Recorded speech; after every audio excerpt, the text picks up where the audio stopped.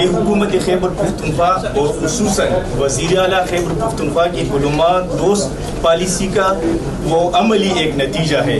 اور سر اس کے ساتھ ساتھ ڈسٹرکٹ ایڈمنسٹریشن پشاور کی وہ بہترین منصوبہ بندی کا منہ بولتا ثبوت ہے سر. اور سر اس میں متحدہ علماء بورڈ کا اہم کردار رہا ہے.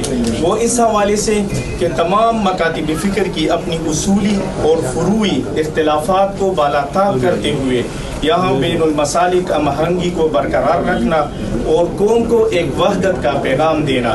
سر یہ تمام مکاتب فکر کی ایک اتفاق اور اتحاد کا ایک مظاہرہ ہے. اور سر اس کے بعد پشاور کے 35 سالہ تاریخ میں فرسٹ ٹائم سر سپاہی صحابہ اہل تشیع حضرات یہ ایک چھت کے نیچے جمع ہوئے ہیں. اور سر یہ تو خاص کر یہ تو ہمارے سب کا مذہبی تہوار ہے، لیکن زیادہ تر اہل تشیع اور سپاہی صحابہ اہل سنت والجماعت اس پر قابض ہو گئے.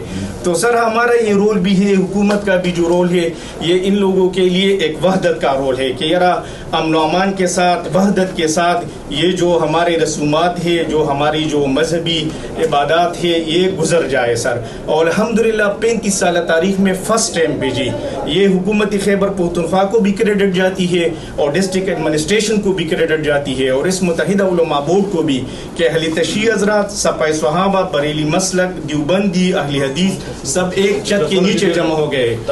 ٹھیک ہے سر.